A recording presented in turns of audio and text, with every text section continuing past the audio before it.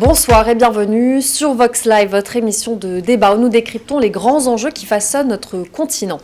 Ce soir, nous nous intéressons sur une fracture majeure en Afrique de l'Ouest, le départ des pays de l'Alliance des États du Sahel, de la CEDEAO, le Burkina Faso, le Niger et le Mali face à la CEDEAO, un acte qui fait écho à l'actualité et qui est lié aux accusations du général Tchiani du Niger contre le Bénin et les tensions croissantes entre le Mali et l'Algérie, notamment sur le terrain sécuritaire. Cette rupture entre les deux blocs a des conséquences géopolitiques et économiques considérables, mais alors quelles répercussions pour la stabilité et l'avenir de la sous-région?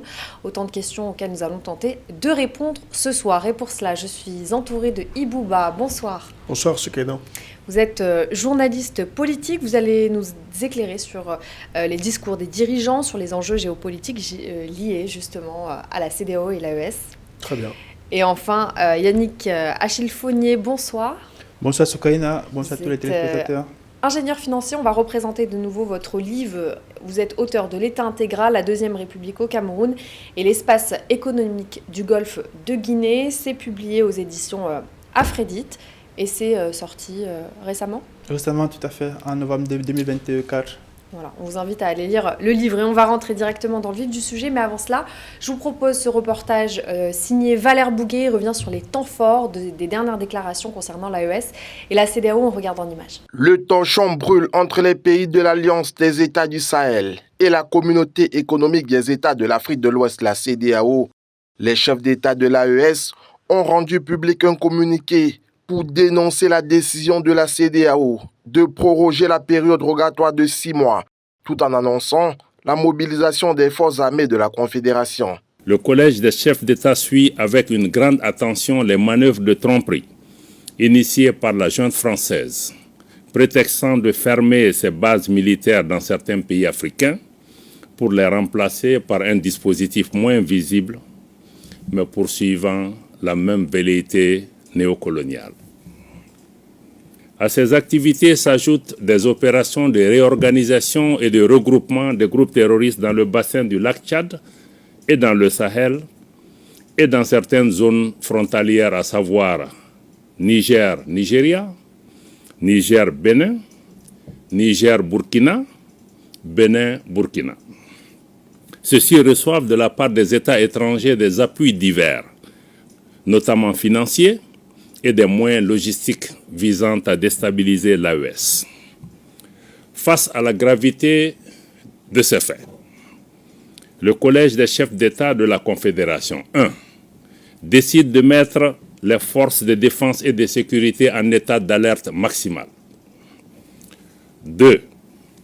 Décide de faire de l'espace confédéral un théâtre unique d'opérations militaires coexistant avec les théâtres militaires nationaux en cours. 3. Appelle les populations de l'AES à redoubler de vigilance, à dénoncer systématiquement tout fait suspect aux forces de sécurité. Les dirigeants de l'AES ont également affirmé avoir pris de nouvelles mesures pour faire face aux menaces sécuritaires croissantes dans leur espace, tout en dénonçant l'implication de la France dans une présumée tentative de déstabilisation. Le Collège des chefs d'État de la Confédération AES constate que depuis l'adoption de cette nouvelle posture stratégique, portée par des aspirations légitimes à la liberté et à la paix, la junte française impérialiste sentant ses intérêts menacés, appuyée par certains chefs d'État de la sous-région, tente désespérément de porter un coup d'arrêt à la dynamique émancipatrice enclenchée par l'AES.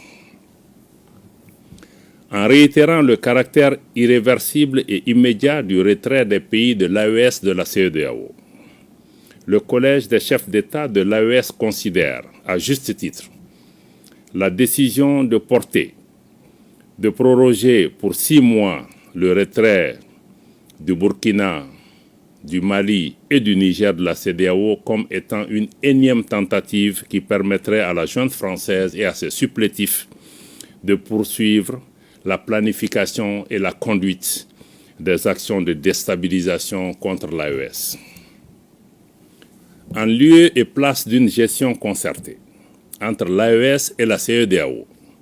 Des aspects techniques liés au retrait avec effet immédiat. Le collège des chefs d'État a été surpris par cette décision unilatérale de prorogation qui ne saurait lier les pays de l'AES. Cette déclaration intervient dans un contexte de tensions diplomatiques entre le Niger et le Nigeria. Le 18 décembre dernier, le ministre nigérien des Affaires étrangères, Bakari Yao Sangare, avait convoqué la chargée d'affaires de l'ambassade du Nigeria à Niamey pour dénoncer des actes de déstabilisation présumés, dont des attaques contre le pipeline Niger-Bénin et la création de camps militaires près de la frontière. Des accusations qui ont été rejetées par les autorités nigérianes.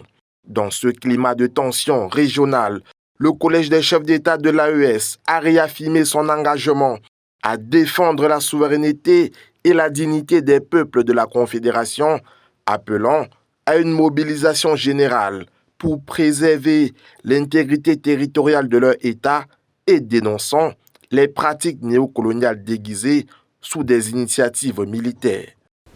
On va expliquer d'abord ce contexte, ce divorce. On parle de divorce consommé, mais en fait, ça fait presque un an que le divorce, la procédure de divorce, on va dire, est entamée entre l'AES et la CEDEAO, peut-être. Yannick, expliquez pourquoi est-ce qu'on en est arrivé à ce point de rupture aujourd'hui entre les deux institutions. Oui, comme vous l'avez dit, la rupture avait été entamée il y a cela pratiquement un an. Donc, du coup, ils avaient un an de période intermédiaire. Donc, c'est désormais observé et ça échoua le 15 janvier 2025.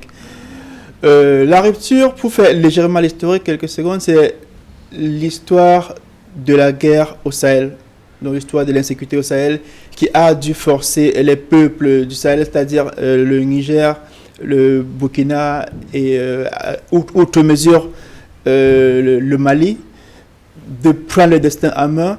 Et comme la CEDEAO n'a pas voulu les accompagner dans cette autonomisation, ils ont été obligés de rompre avec la CEDEAO. Donc du coup, il y a cela pratiquement un an, ils ont suivi la procédure de retrait de l'organisation de la CEDEAO. Donc à ce jour, on est presque vers la fin de la période de transition et il est maintenant question que le retrait soit effectif.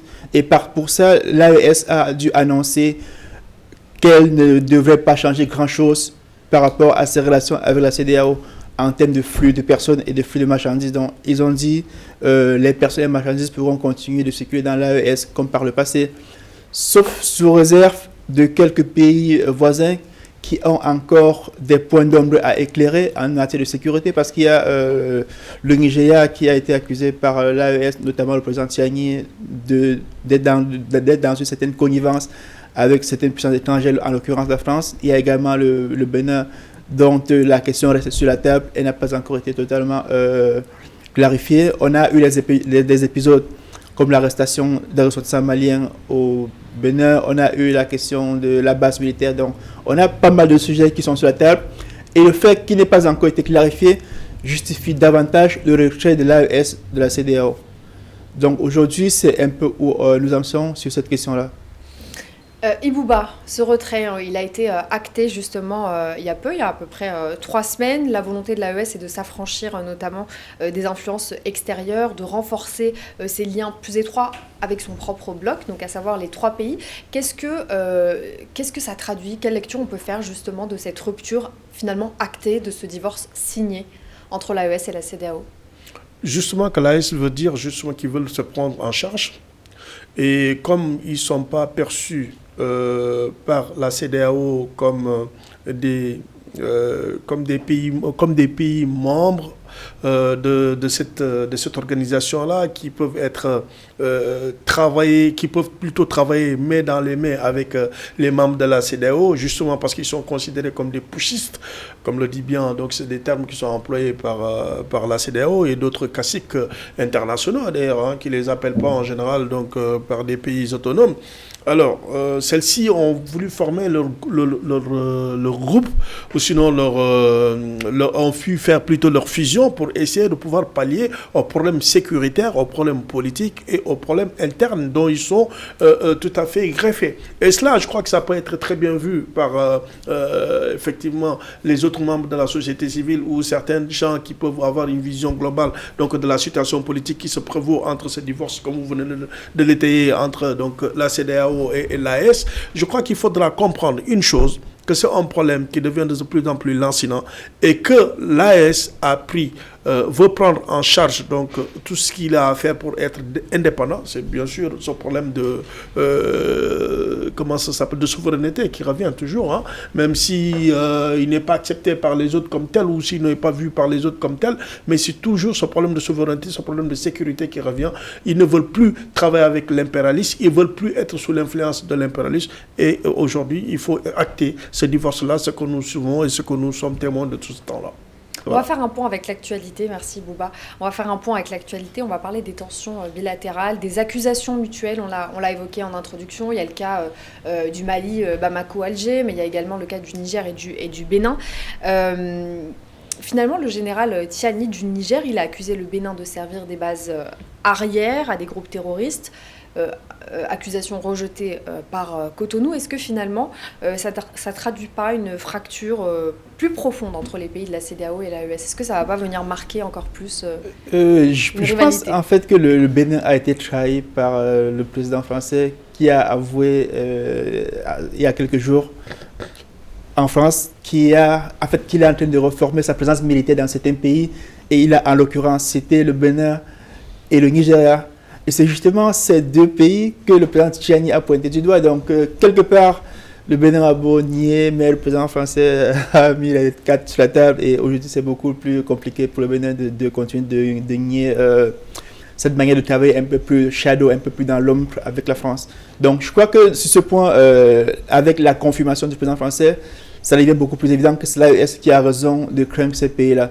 Donc, je pense que avec la propagation de l'indépendantisme ou bien de l'autonomisation progressive qui est en cours, on a le Sénégal qui a également demandé le départ des bases françaises, on a le Tchad qui l'a fait, on a la Côte d'Ivoire qui l'a fait. Donc, au départ, tout le monde se moquait des gens de l'AES, mais en fin de compte, on se rend compte que c'est eux qui avaient tenu le truc par le bon bout. Et le vent d'autonomisation ne fait que se répandre en Afrique de l'Ouest et on espère qu'il pourra aussi arriver dans les pays de l'Afrique centrale, où les gens seront beaucoup plus autonomes, beaucoup plus indépendants vis-à-vis de l'extérieur. Donc, étant donné que ces pays-là, ça dit le Niger et le Bénin, ils ont nié, et là, ça fait juste quelques jours, on leur a dit le contraire, la France a dit le contraire, donc on attend en fait ce qu'ils vont dire.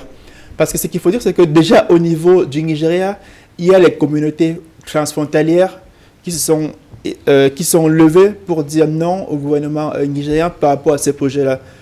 Parce que ce projet fait suite à la visite en France du président nigérian, Bola Tinubu, il y a pratiquement un mois, suite à laquelle il y a eu justement des choses dont on n'a pas révélé, mais qui ont été révélées par deux présidents, le président Tiani et le président Macron lui-même. Macron lui-même a dit qu'il était en train de préparer des choses dans la sous-région. C'est un redéploiement dans la sous-région. Donc, c'est assez frais, donc ça fait juste quelques jours. Donc, là, maintenant, on attend la réaction du Nigeria. Est-ce qu'il devrait faire comme le Tchad et le Sénégal qui ont désavoué le président Macron? On attend leur... parce que pour rappel, c'est que le Tchad et le Sénégal ont répondu par la négative aux allégations du président français qui disait que c'est à l'initiative de la France qu'ils ont demandé que le base quitte ces pays-là. Donc, on attend justement la dernière réaction qui sera celle du Nigeria par rapport à l'affirmation de la France sur laquelle ils sont en train de préparer un certain redéploiement dans la zone. Ibouba. Oui, aujourd'hui, c'est vrai que ce problème d'ailleurs fait couler beaucoup d'encre, donc où le Sénégal est, comment ça s'appelle, le Tchad, qui aujourd'hui le président Macron a mis l'accent là-dessus. Je crois que c'est une question de communication, peut-être sûrement qui se pose, où il dit que bon voilà, ça a été, il les a donné effectivement la même mise pour qu'ils puissent se prononcer là-dessus, mais que ça a été déjà acté entre eux. Donc finalement, ils ont laissé à ces pays-là pour pouvoir se prononcer. Malheureusement, du côté du Sénégal, le Premier ministre du Sénégal donc s'est prononcé là-dessus, qui a dit niet, non, c'était pas le cas. Nous sommes venus avec nos idées, avec notre politique. politique de développement avec une vision qui est tout à fait optimale pour 2050. Et pour cela, nous ne voulons pas effectivement de l'impérialisme, nous voulons justement donc une certaine indépendance qui doit être prônée pour cela. Maintenant, pour revenir au cas de la CEDEAO en tant que telle, puisque les fondamentaux, il faudra aussi en parler, ce qui n'est pas fortuit.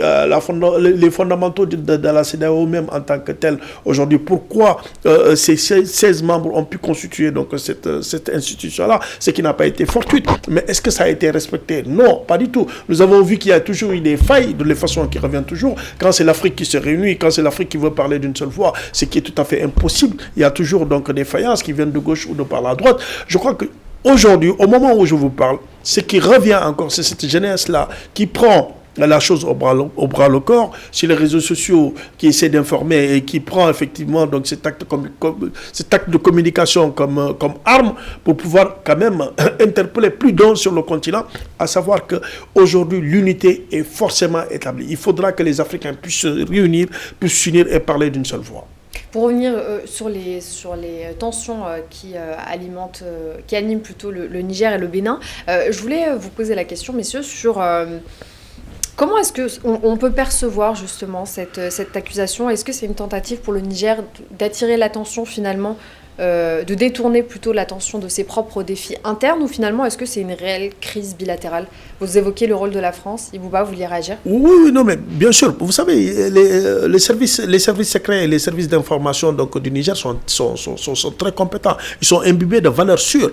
Parce qu'aujourd'hui, vous voyez le général Tchani, quand vous entendez son discours, vous savez très bien que ce qu'il dit, il maîtrise sa communication, il maîtrise ce qui se passe. Et il a la vision optimale sur la sécurité de sa zone, de son pays. Et ça, c'est très important. Maintenant, s'il met l'accent sur la faïence donc, du Tchad, ce qui n'est pas fortuit aujourd'hui, plus d'un, c'est que donc, le Tchad a un tout petit peu failli. Donc maintenant, non, je crois que je suis en train de mélanger un tout petit peu avec le Niger et le Bénin et le Nigeria plutôt surtout. Donc, puisque, vous savez, il y a un problème de pipeline donc, qui s'est posé, je crois que c'est pour le problème de transfert de pétrole ou quelque chose comme ça. Donc, je crois qu'il a été déjà traité avec une certaine acuité, je crois, mais bon, après jusque-là, nous n'avons pas eu quelque chose de clair qui se prononce là-dessus. Aujourd'hui, Soukaina, ce qu'il faudra mettre comme accent, c'est qu'il faudra comprendre que ces États africains ne parlent pas d'une seule voix. Et c'est un problème lancinant. Il y a une certaine trahison qui se fait donc d'un côté à de l'autre, et ça c'est très honteux aujourd'hui pour les Africains. Tant qu'il y a ces soubassements-là, il y a certains qui sont là pour essayer de prendre, qui sont en train de marcher sur le dos ou sur les chaînes de l'impérialisme, je crois que nous ne sommes pas, on ne peut pas arriver donc à la cause principale, qui est effectivement cette unité. Yannick, Achille Fournier. Oui, je pense que la communication du président Tchani, elle était pas hasardeuse. Donc, ce n'est pas un conflit qu'il a ouvert, c'est plutôt, il a été très bon de savoir anticiper sur les événements. Parce qu'au départ, tout le monde a dit, bon, peut-être la compte de salade. Donc, lorsque le président français a confirmé qu'effectivement, ils sont en redéploiement avec ces deux pays, tout le monde a dit, ok, finalement, le président Tchani avait raison, il avait vu les choses bien avant, il était bien informé. Et c'est à son crédit. Parce que lorsqu'un dirigeant prend les devants sur des sujets aussi graves, parce qu'il faut le dire, hein, c'était des sujets assez graves, lorsqu'il prend les devants et que derrière c'est confirmé, ça veut dire en fait que c'est un leader, un chef qui sait exactement où il va et qui n'est pas dans le tâtonnement. Donc aujourd'hui, ces pays, le Nigeria a intérêt à faire profil bas, parce que bon, tout ce qui était préparé dans les cuisines internes sont désormais su par de tout le monde. Et comme disait un Camerounais, quand tu sais que tu es en danger, tu n'es plus en danger. Donc aujourd'hui, ce qu'il a, c'est quel jeu se prépare, donc je crois qu'ils vont pouvoir anticiper dessus. Et pour revenir aussi de l'autre côté, parce qu'on a deux grands fonds qui sont un peu compliqués avec l'AES. C'est-à-dire on a le front algérien au nord et le front sud. L'Algérie a des problèmes multiséculaires de gestion de ses frontières, notamment dans l'histoire, il y a eu beaucoup de problèmes avec le Maroc, avec la Mauritanie. Donc l'Algérie est un pays dont son sud, où il y a beaucoup de pétrole, a toujours été un peu dans les conflits. Et bon nombre de temps, ils ont résolu ces conflits par une projection externe, c'est-à-dire dire à ces gens, ok, allez conquérir les territoires, on va vous soutenir. Donc ça a été longtemps cela. Donc, une fois que l'AES a mis un terme à cette projection extérieure des peuples transfrontaliers, ça fait que les problèmes sont revenus en interne. Parce que plusieurs fois, il a été déclaré que des blessés de guerre, c'est-à-dire des personnes blessées par l'armée malienne, soit des rebelles, soit des djihadistes, soit ceux qui ont été soignés en Algérie. Donc il y a ce sujet un peu complexe des peuples transfrontaliers qui rendent la relation complexe et parfois un peu tendue parce que de ce côté, les pays de l'AES mettent la pression sur ces gars et ces gars retournent en Algérie, mettent la pression sur le gouvernement. Donc il y a des jeux d'intérêt qui se croisent de toutes parts. On rappelle que Bamako a accusé Alger de soutenir des groupes armés à sa frontière. C'est la dernière actualité tout à fait, tout à fait. À laquelle vous faites référence. Est-ce que ces tensions elles pourraient avoir un impact sur la stabilité de la sous-région ?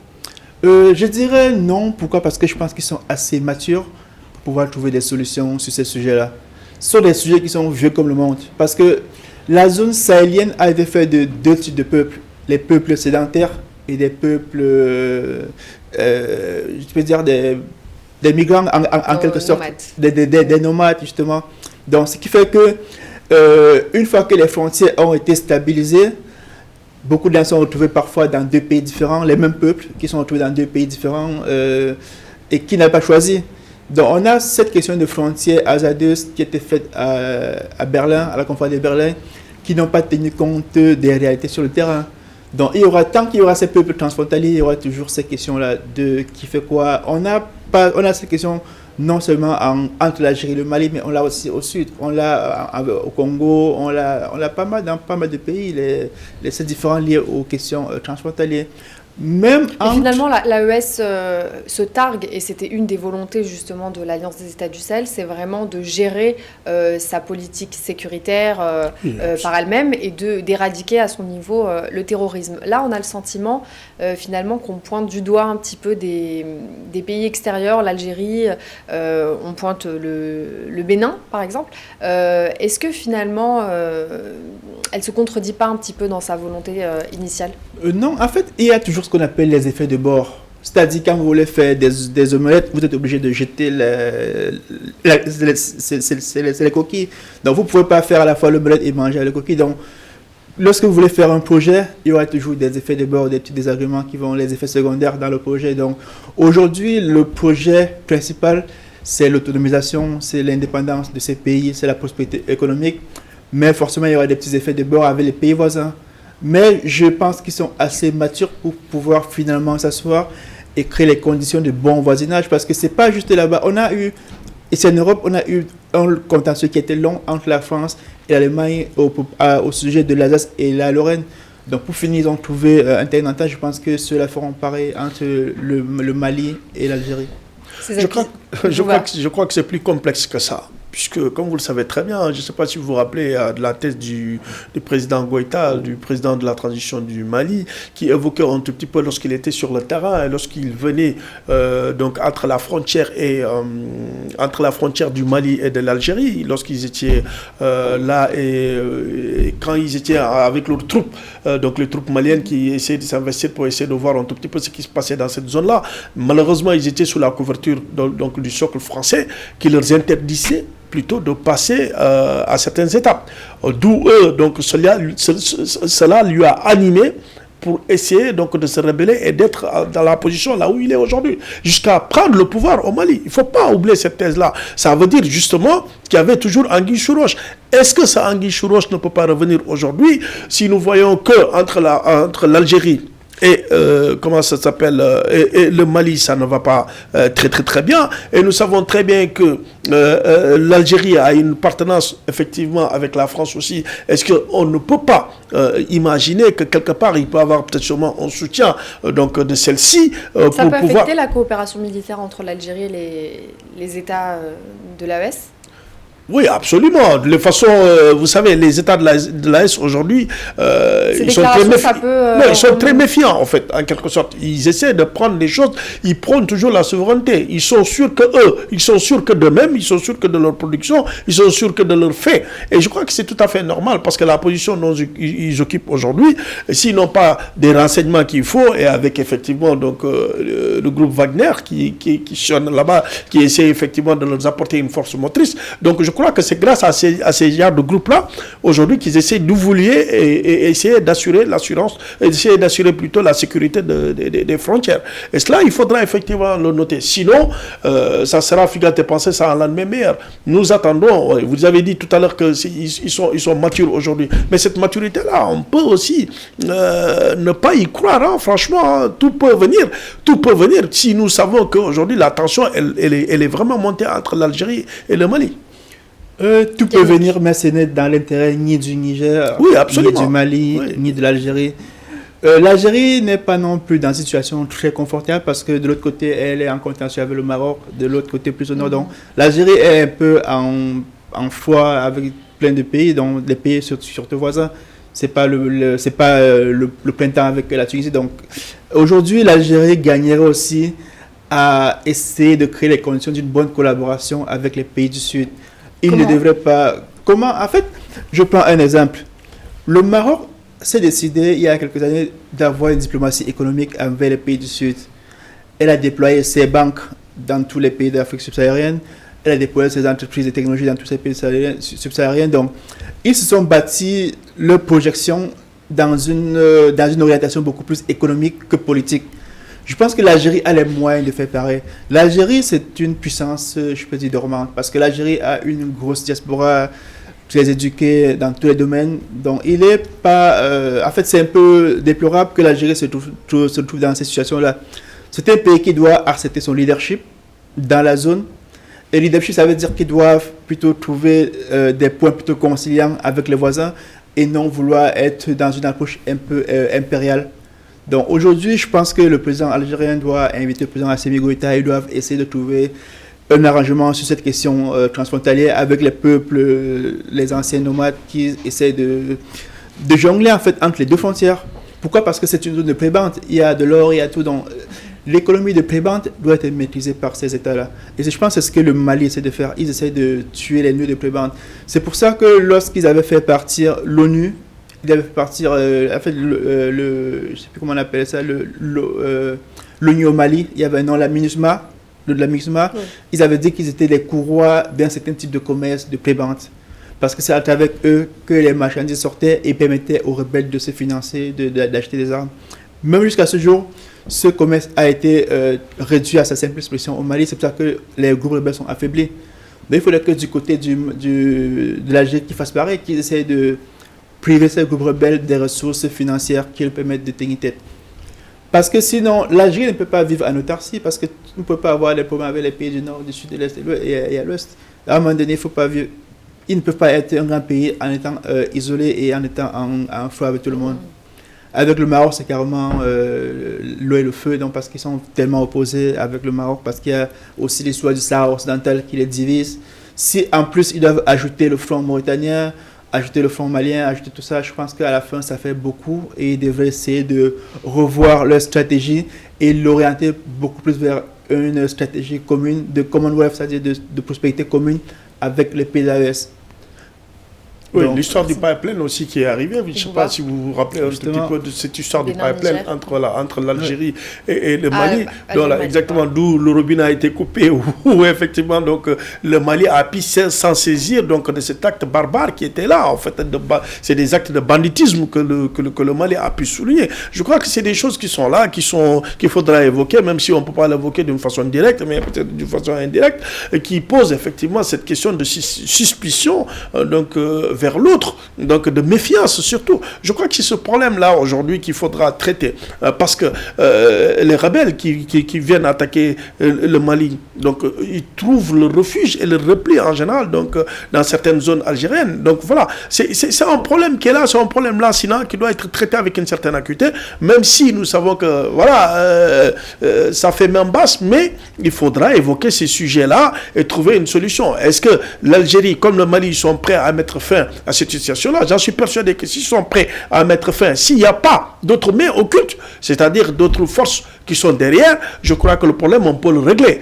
Parce que géographiquement, si nous regardons entre l'Algérie et le Mali, ils font frontière, donc en quelque sorte. Donc si toutefois que ce problème est réglé entre les deux caciques des deux pays, je crois que la solution, on trouvera la solution et ça prendra fin. ce problème de rébellion-là, on prendra fin. Mais est-ce que ça arrange certains ou ça n'arrange pas certains?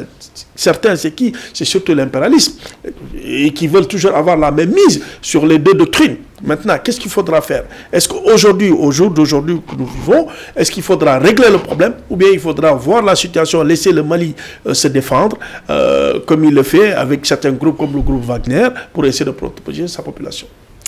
Je vous propose de poursuivre le débat, on a encore tout un tas d'axes à aborder. On prend une courte pause sur Vox Live, on revient dans un instant. Merci d'être avec nous sur Vox Live. Le débat se poursuit. CEDEAO, départ de l'AES, quelles conséquences sur le terrain sécuritaire et politique? On parlait en début d'émission, on a beaucoup parlé du président français Emmanuel Macron et de ses liens distendus avec plusieurs pays africains. On parle du Sénégal, du Tchad. Vous avez probablement suivi cette déclaration qu'il a faite lors du discours des ambassadeurs. C'était lundi 6 novembre.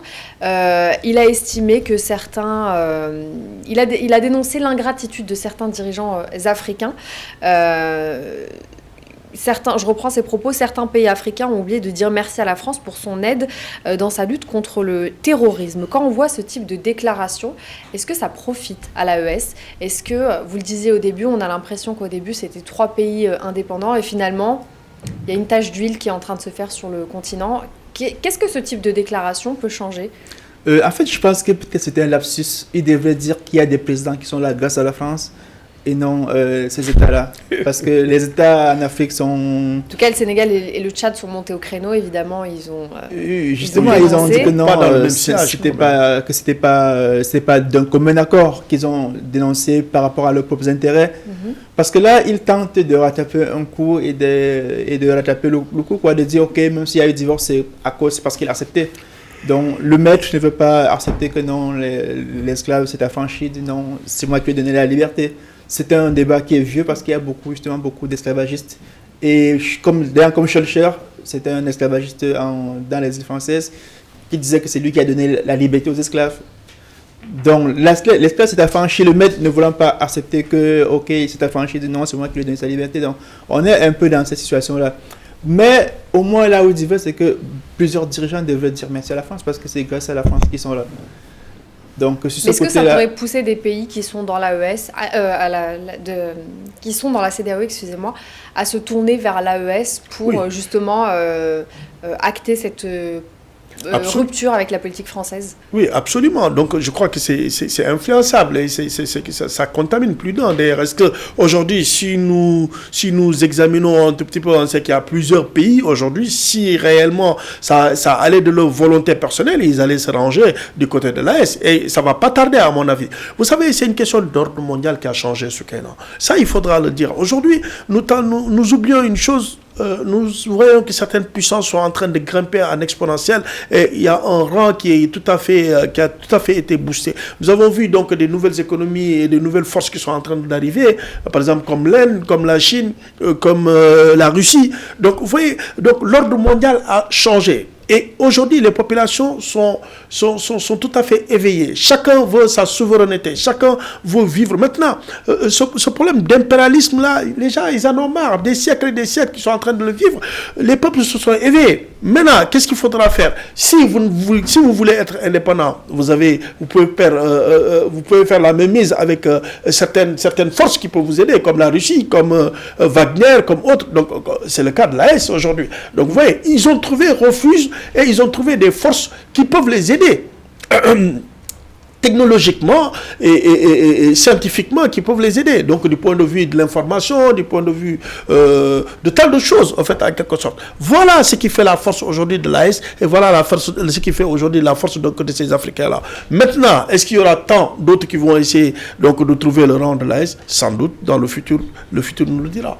Ce qu'il faut ajouter, c'est que la France est dans une position aussi un peu précaire, donc où elle n'a pas assez de moyens financiers pour continuer d'assurer des missions coûteuses à l'extérieur. Donc la France a été sauvée par l'Union européenne de revoir son déficit budgétaire. Donc du coup, actuellement, il y a des coupes dans tous les budgets en France. Donc du coup, ce qui fait que, y compris dans l'armée, donc il y a pas mal de coupes. Et je pense que c'est de ça en fait que le président Macron voulait dire. Il voulait dire que de toute façon, Nous, on n'a plus les moyens d'assurer ces missions-là parce que c'est assez coûteuse. Et vu qu'on est je peux dire, carrément en récession, parce que la France a une croissance presque nulle, donc il faut qu'on essaie de réduire les charges, surtout les charges qui ne rapportent pas beaucoup. Parce que la présence de l'armée française dans ces pays, elle est purement symbolique. Parce que si on regarde statistiquement, elle n'a pas intervenu, que ce soit au Sénégal, que ce soit au Burkina, elle n'a pas intervenu depuis des décennies et des décennies. Donc, elle a intervenu juste dans un pays, c'était en Côte d'Ivoire, pour essayer de pour installer, comment c'est le président qui est là actuellement. Mais dans les autres pays, il y a un problème d'usage. Et ce qui est quand même curieux, c'est qu'on nous avait quand même vendu quelque chose de pas totalement vrai. On avait toujours cru que sans la France, il n'y aura pas d'État au Tchad, en fait. Parce qu'on nous disait tout que non, à l'instant où l'armée française ne sera pas là, les rebelles vont venir du Nord et envahir N'Djamena, chasser le président. Donc, on nous a toujours vendu ces rêves-là. Tout comme au Mali, on a toujours fait croire que non, c'est la France qui stabilise tout.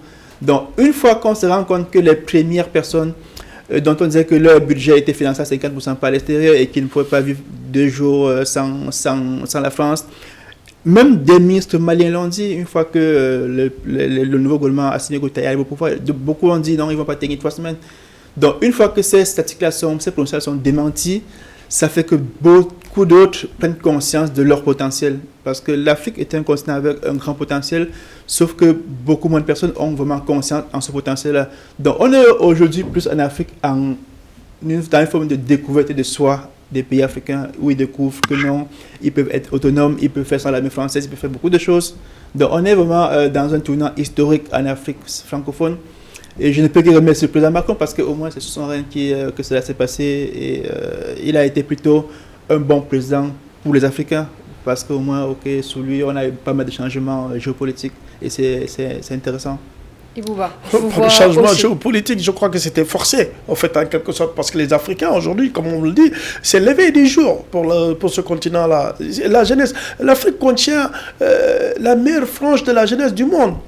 Donc, aujourd'hui, cette jeunesse-là, elle flirte avec les réalités des TIC. Donc, qui sait la réalité, qui sait ce qui se passe, et qui sait qu'aujourd'hui, l'Internet est une puissance et une arme pour pouvoir quand même pallier à leurs problèmes, pallier même au retard que l'Afrique a vécu pendant des siècles. Donc cette jeunesse-là en est consciente et est en train de travailler là-dessus, en train de se servir de ce canal-là pour pouvoir pallier à ce problème-là aujourd'hui. On va évoquer maintenant les répercussions économiques du retrait acté de l'AES, de la CEDEAO. Il y a des projets qui étaient en cours. On a parlé tout à l'heure, par exemple, du pipeline entre le Niger et le Bénin. Est-ce que le retrait de l'AES, ça va changer quelque chose, par exemple, dans ce projet-là? Est-ce que les tensions entre le Niger et le Bénin, notamment les accusations de terrorisme, ça peut compromettre des projets stratégiques comme le pipeline? Normalement pas, parce que j'ose croire en fait que nos dirigeants sont assez matures. Pourquoi? Parce que nous devons apprendre à faire la part des choses entre nos centres d'intérêt, les points de convergence et les points de divergence. Donc, par exemple, si je prends par exemple le cas de la France et des États-Unis, ils ont pas mal de points de divergence parce que justement, par exemple, comme aménager les tercers, les produits français et tout, et les produits européens comme l'Allemagne, ça, sont les points de divergence parce que Trump veut tercer les produits européens. Mais il y a plein de points de convergence. Aujourd'hui, le fait qu'il y ait des tensions entre l'AES et quelques pays voisins ne devrait pas en aucun cas impacter les projets économiques. Parce que tous sont bénéficiaires. Lorsque le Bénin a arrêté le transit pétrolier du Niger, ils en ont payé la dette. Ils ont beaucoup de répercussions négatives. Il y a des quais qui sont vidés là-bas. Donc, il est totalement stupide de se faire autant de mal pour des intérêts extérieurs. Donc, j'ose croire que la période de découverte de soi a passé dans ces pays, au Bénin et à Alger, et qui vont réveiller dans une sorte de réalité selon laquelle ils doivent accepter, prendre acte du fait que l'AES veut être autonome et que eux, ils n'ont pas d'obligation à servir des intérêts extérieurs pour nuire à l'AES. Donc, aujourd'hui, je pense qu'ils doivent arriver là parce que c'est très marquant la sortie du Sénégal et du Tchad, le fait qu'ils aient chassé, parce que c'était un peu comme des bastions imprenables de la France en Afrique. C'était des bastions où personne ne pouvait imaginer que le Tchad allait dire à l'armée française de partir. Tout à l'heure, je vous disais qu'on nous avait toujours habitués à croire que sans l'armée française, il n'y aura pas d'État au Tchad. Donc le fait qu'on en arrive là fait que même au Bénin, ils doivent prendre conscience qu'ils peuvent exister sans cette relation-là qui au final ne leur apporte rien, mais prend leurs opportunités de développement, prend leurs opportunités de collaboration, de vie harmonieuse dans la sous-région. Et qu'est-ce que la CEDEAO perd à l'inverse? Mais la CEDEAO, elle perd beaucoup parce que déjà, du point de vue nombre, 27 millions déjà d'individus qu'elle perd au niveau de la superficie aussi donc de la CEDEAO, elle perd beaucoup de marge. Au niveau population, elle perd à peu près 27 millions d'habitants. Donc voilà, sur le point économique, ça pose, sur le point géopolitique, ça pose plein de problèmes, effectivement. Donc voilà, aujourd'hui, c'est pourquoi d'ailleurs, il laisse toujours la chance à l'AES de pouvoir réfléchir, comme ils le disent, et de trouver des intermédiaires, dire que bon voilà, est-ce que peut-être sûrement qu'ils vont revenir à la raison? Oui, l'unité fait une force, mais maintenant dans cette unité-là, si vous voyez que donc il y a des choses qui sont en train de se dégringoler, je crois que ça ne fait perdre qu'une force, et c'est cette position-là que vit aujourd'hui donc la CEDEAO. La CEDEAO a intérêt à regrouper tous, donc à regrouper donc les l'AES qui faisaient partie intégrante de la CEDEAO, donc elle a intérêt à les récupérer. Même la CEDEAO a intérêt aujourd'hui à revenir dans la réalité parce qu'on est passé par plusieurs étapes. L'étape de la CEDEAO militaire qui voulait aller ramener les gens de Manu Militari. Il y a eu la tentative de médiation. C'est ça, oui, vous étiez dans un ton menaçant. La Côte d'Ivoire qui avait annoncé 1000 militaires pour aller les ramener de force. On est passé à cette étape-là. On s'est rendu compte que c'était beaucoup plus sérieux, que la détermination de l'AES à s'affranchir était beaucoup plus forte qu'ils ne le croyaient. Donc je pense qu'aujourd'hui, les questions que la CEDEAO prenne acte et cherche plutôt une autre manière de s'organiser qui soit différente. Ils peuvent toujours créer une autre organisation sous-régionale, mais qui ne soit plus la CEDEAO. C'est-à-dire la CEDEAO dans sa configuration où c'est financé par l'extérieur, où un ministre européen prend la peine de dire j'ai ordonné à la CEDEAO de faire des choses, donc où c'est une caisse à résonance des forces extérieures. Donc ils ont aujourd'hui la possibilité de dire ok, on fait table rase de nos mentalités ou de nos habitudes qui ont été préjudiciables jusqu'ici et essayer de répartir de nouvelles bases, mais plus dans le cadre de la CEDEAO, dans le cadre d'une toute nouvelle organisation qui sera totalement différente, de nouvelles bases, autonomie, où justement les principes de l'AES seront fondatrices en fait de cette nouvelle organisation-là. Ça peut être l'occasion de réformer justement cette organisation. Réformer, non, ils ne veulent pas réformer. La CEDEAO ne veut pas réformer parce que c'est difficile lorsque vous avez une masse de fonctionnaires qui sont habitués à fonctionner de cette manière.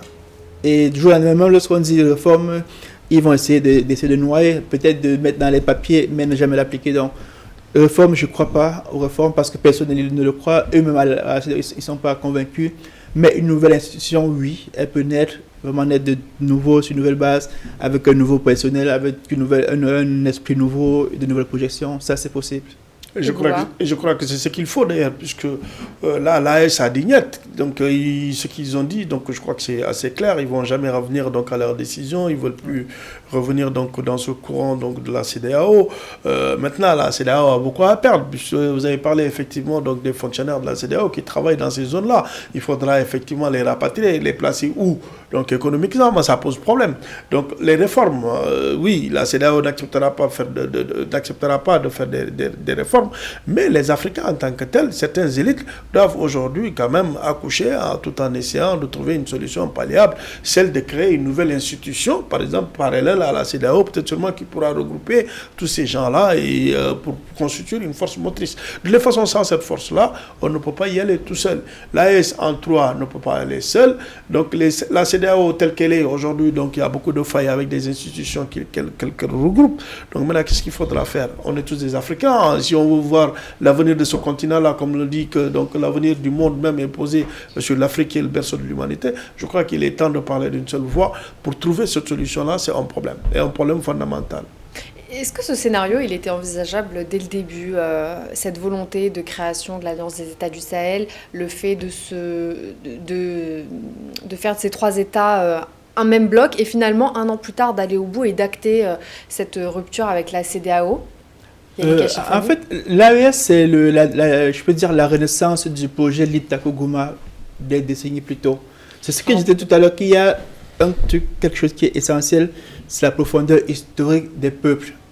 Parce qu'en général, on ne réinvente pas le monde, on se base sur ce qu'on a fait par le passé pour pouvoir se projeter, pour pouvoir faire de nouvelles choses. Donc l'AES, c'est un espace qui a un passé, pas au nom de l'AES, mais un passé idéologique, qui n'a pas disparu. Tout à l'heure, il parlait de Modibo Keïta au Mali, on parlait de Thomas Sankara au Burkina, au Niger, bon, c'était un peu moins, mais on a eu des gens comme Mamadou Tanja. Oui, donc on a cette culture-là qui date de très longtemps, qui, quelque part, n'est pas perdue. Parce que ce qu'il faut dire aussi, c'est que l'espace, la CEDEAO, c'est aussi une histoire de 5 à 8 peuples.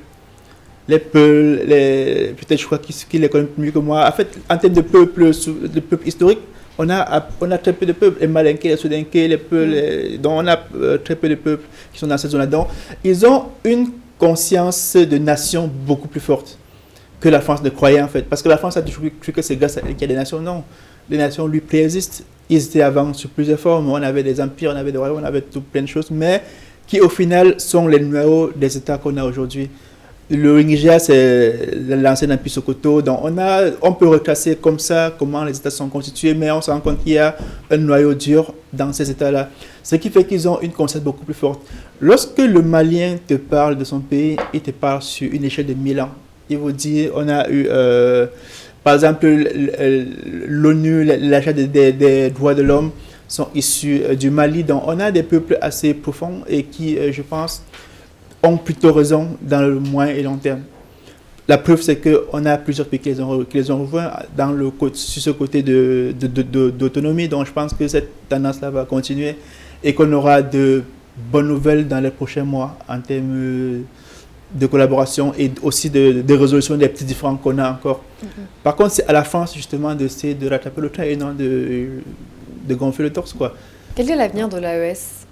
L'avenir de l'AES, je crois que pour le moment, ils sont sur un bon sillage, puisque dans le futur, je suis persuadé qu'il y aura d'autres pays qui vont essayer de retrouver cette association-là, ça c'est clair, puisque en fait, les idées qu'ils défendent, donc c'est des idées panafricanistes. D'où aujourd'hui, plus de la majeure partie de la jeunesse africaine épouse ces idées-là.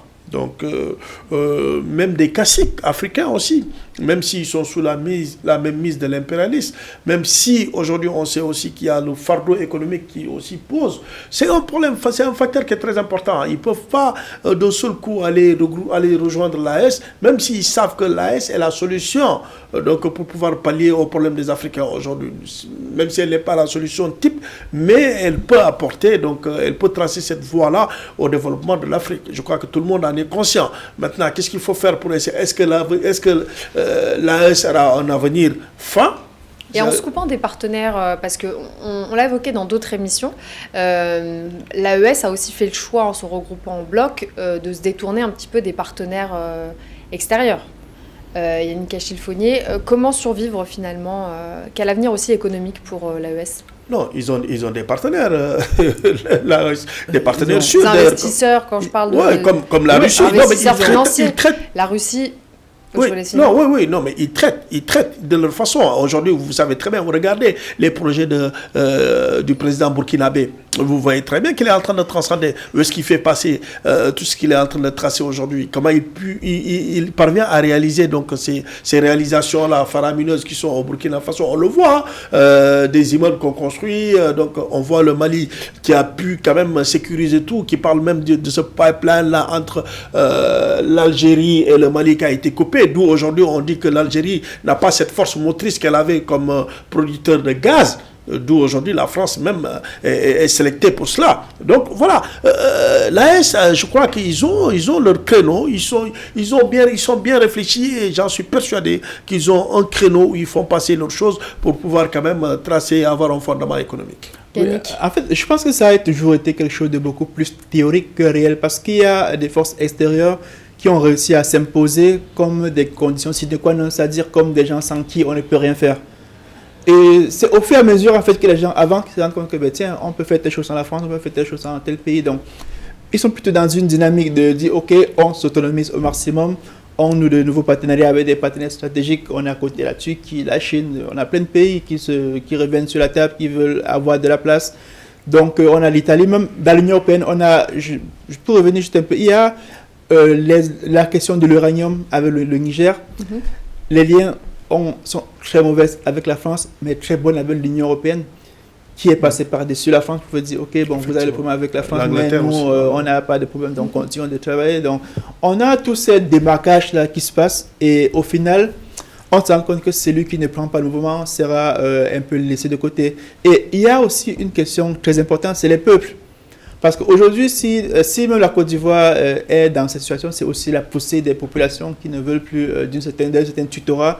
Parce qu'on a, tout à l'heure, il a parlé d'Internet qui est très puissant, qui essaie de fédérer les idéologies au sein des peuples, qui font que les dirigeants, à un moment donné, les dirigeants n'ont plus autre choix que de s'aligner sur la volonté, parce que ça pousse vers le bas. Donc, en Côte d'Ivoire, on sent ça pousser vers le bas, dans plusieurs pays, y compris au Tchad, au Sénégal. Même au Sénégal, lorsque le président Diomaye Faye est arrivé au pouvoir, il a essayé un peu d'être très conciliant avec la France. C'est la poussée des panafricanistes qui lui ont fait essayer de revenir un peu dans le chemin qu'il avait proposé. Donc aujourd'hui, même si le dirigeant a la volonté, ça sera très compliqué de convaincre les peuples d'aller dans ce sens-là.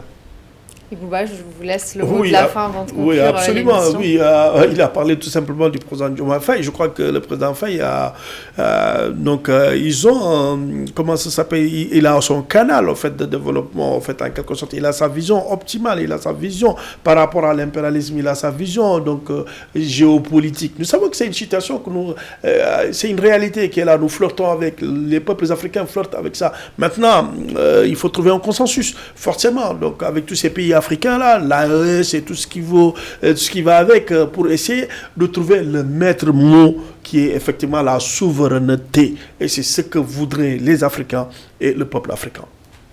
Bien, merci Bouba pour cette conclusion toute faite. On arrive au terme de l'émission. Merci Yannick Achille-Fournier pour votre participation. On remonte une nouvelle fois à l'antenne votre ouvrage L'État intégral, la Deuxième République au Cameroun et l'espace économique au Golfe de Guinée. Voilà, merci messieurs d'avoir participé une nouvelle fois. On se retrouve très vite pour un prochain numéro de Vox Live. Merci. À très vite.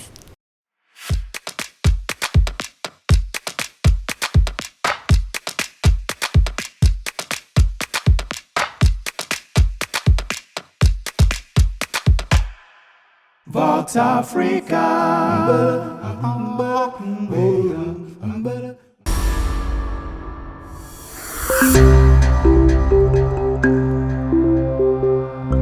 Simone Gbagbo, de vous à moi, est-ce que vous lui avez pardonné à Alassane Ouattara réellement? Je pense que oui. Est-ce que vous lui en voulez à Laurent Gbagbo, sincèrement, Simone Gbagbo? Qu'est-ce que vous répondez à ceux qui pensent que la plus grosse erreur de Laurent Gbagbo à ce moment-là, c'est d'avoir cru à la France? La France n'est pas bonne conseillère en Afrique, ni aujourd'hui, ni hier. Pendant que vous étiez enfermé dans ce bunker, qu'est-ce qui s'y passe concrètement? Tout le monde voudrait être là comme une petite souris pour savoir ce que vous vous dites. Moi, je vous parle en tant que journaliste. On a dit, non, c'est Simone Gbagbo qui a radicalisé Laurent Gbagbo. C'était elle, l'aile dure. C'est elle qui ne voulait rien entendre.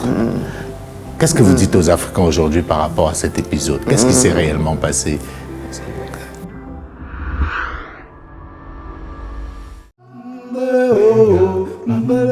Vox Africa.